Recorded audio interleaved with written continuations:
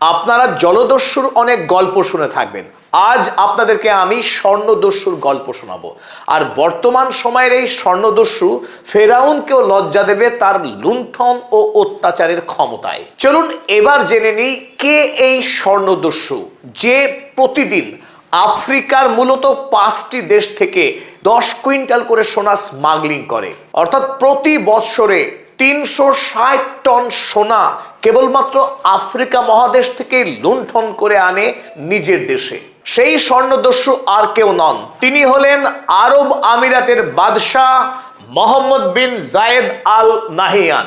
এই মোহাম্মদ বিন জায়েদ আল নাহিয়ান যদিও আরব দেশের বাদশাহ, কিন্তু তিনি ইসলামের সঙ্গে সম্পর্ক না রেখে, মুসলিম রাষ্ট্রগুলির সঙ্গে বন্ধুত্ব না রেখে বন্ধুত্ব রাখতে ভালোবাসেন ইসরায়েলের সাথে। আর আমেরিকার পদলেহন করাই তার নিত্যদিনের কাজ। ইসরায়েল এবং আমেরিকাকে হাতে রেখেই আফ্রিকা মহাদেশের সোনায় ভরপুর এমন 5টি দেশে প্রতিদিন নির্বিচারে সোনা লুট করছে এই মোহাম্মদ বিন জায়েদ। এবং তার এই লুণ্ঠনের কারণেই আফ্রিকা মহাদেশে গণহত্যা চালাচ্ছে নির্বিচারে, এবং কোটি কোটি মানুষ তার এই লুণ্ঠনের কারণেই আজ সীমাহীন দারিদ্র, অপুষ্টির শিকার, এমনকি কয়েক লক্ষ মানুষ ইতিমধ্যেই খুন হয়েছে তার লালসার কারণেই।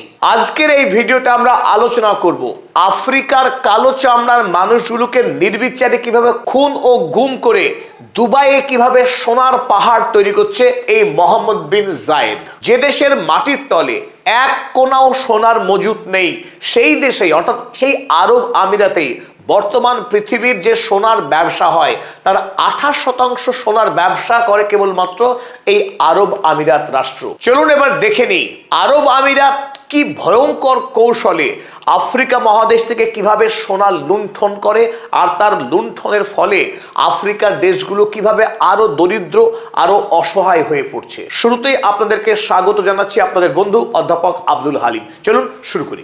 স্বর্ণদস্যু মোহাম্মদ বিন জায়েদ আফ্রিকা মহাদেশের মূলত 5টি দেশ থেকে স্বর্ণ লুণ্ঠন করেন, এবং প্রতি বছর যেটা আমরা বলছিলাম 360 টন সোনা, তার মানে 3600 কুইন্টাল সোনা প্রতি বছরে লুট করে আনছে আফ্রিকার মূলত 5টি দেশ থেকে।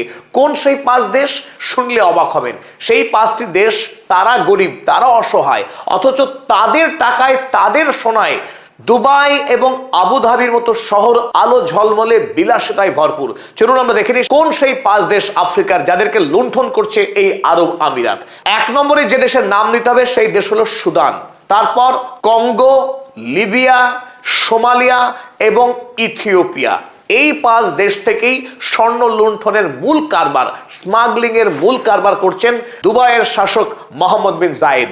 তবে প্রথমেই আমরা যে গল্প দিয়ে শুরু করব সেই দেশ হলো সুদান। কারণ বর্তমান পৃথিবীতে সবচাইতে ভয়ঙ্কর গৃহযুদ্ধের সম্মুখীন যে দেশ তার নাম সুদান।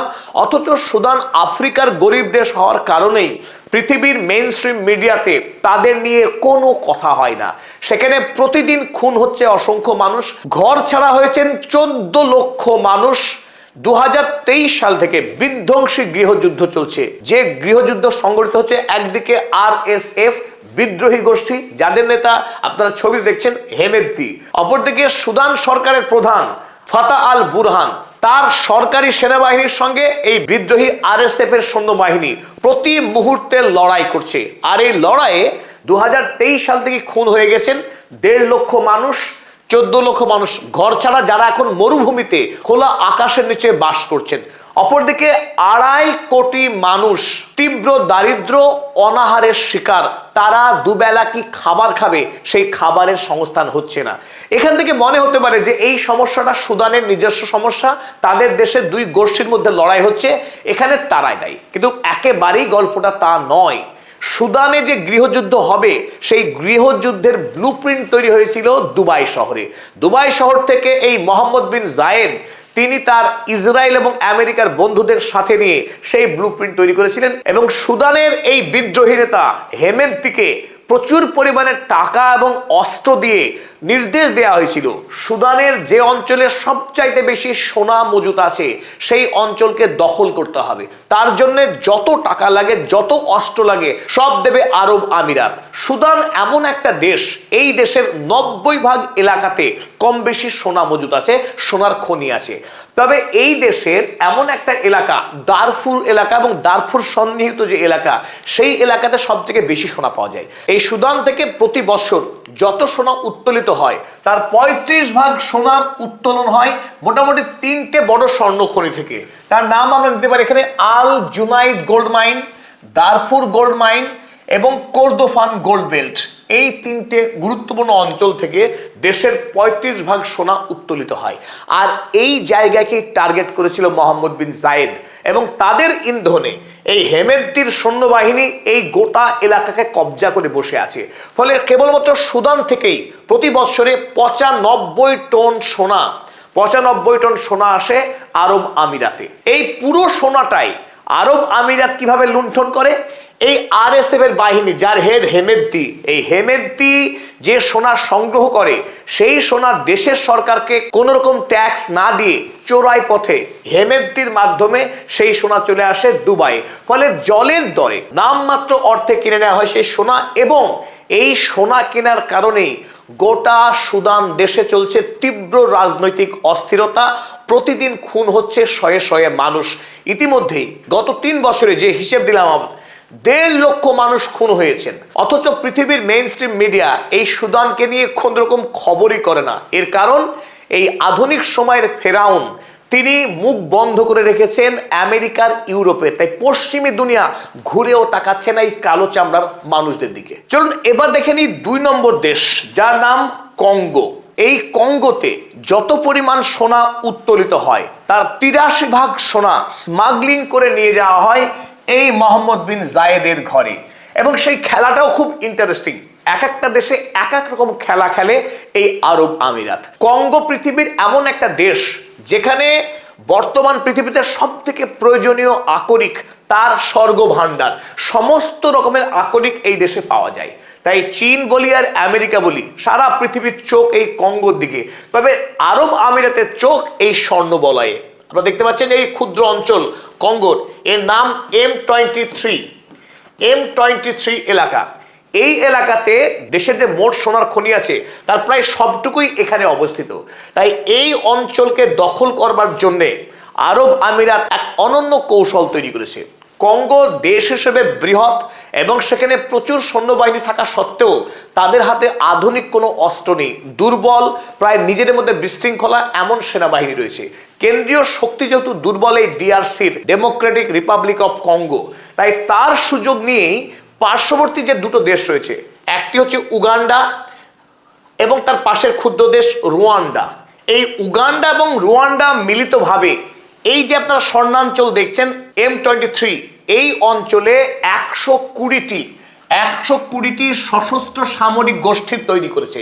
ফলে এই 120টি সশস্ত্র বাহিনী প্রতি মুহূর্তে উগান্ডা এবং রুয়ান্ডার থেকে অস্ত্র এবং অর্থ সাহায্য নিচ্ছে। এবং এই M23 অঞ্চলে যত সোনা উত্তোলিত হচ্ছে সেই সোনাগুলি চলে আসছে রুয়ান্ডা এবং উগান্ডার সরকারের হাতে। উগান্ডা এবং রুয়ান্ডা সরকার তাদের দেশের সোনা যদিও প্রায় নেই বললেই চলে, অথচ তাদের ভান্ডারে বিপুল সোনা। সেই সোনা তারা কোথায় বেচবে? সিম্পলি সেই সোনা তারা বিক্রি করবার জন্য চুক্তি করছে এই মোহাম্মদ বিন জায়েদ আল নাহিয়ানের কাছে। তাই আল নাহিয়ান সেই সুযোগটা কাজে লাগাচ্ছে। সেটা পরিকল্পনা মাফিক যে উগান্ডা এবং রুয়ান্ডা সরকার তাকে যে সোনা বিক্রি করবে আন্তর্জাতিক বাজারে তার যা দাম তার অর্ধেক দামে বিক্রি করতে হবে এই মোহাম্মদ বিন জায়েদকে। একদিকে সে হার্ড ক্যাশ পাঠাচ্ছে এবং এই উগান্ডা এবং রুয়ান্ডা তারা বিপুল পরিমাণে অস্ত্র ঢুকিয়ে দিচ্ছে এই কঙ্গো দেশে, আর তারপর এখান থেকে সোনা লুট করে চলে যাচ্ছে আরব আমিরাতে। ফলে আরব আমিরাতে বিপুল পরিমাণের সোনা গিয়ে প্রতিদিন পৌঁছাচ্ছে, আর সেই সোনা বিশ্ববাজারে বিক্রি করে বিপুল পরিমাণের মুনাফা লুট করছে এই রাজবংশ তথা আরব আমিরাতের সরকার। এর ফলে সব থেকে যারা মার খাচ্ছে তারা হলো এই কঙ্গো দেশের সরকার, কঙ্গো দেশের জনগণ। তাদের দেশের সম্পদ তারা পাচ্ছে না, বাঁকা পথে স্মাগলিং করে চুরি করে নিয়ে যাচ্ছে এই আরব আমিরাত। এবং আরো এর একটি করুণ পরিণতি আছে। গত 13 বছরে 2013 সাল থেকে খেলা শুরু হয়েছে। ইতিমধ্যেই 60,000 মানুষ প্রাণ হারিয়েছেন কঙ্গোর।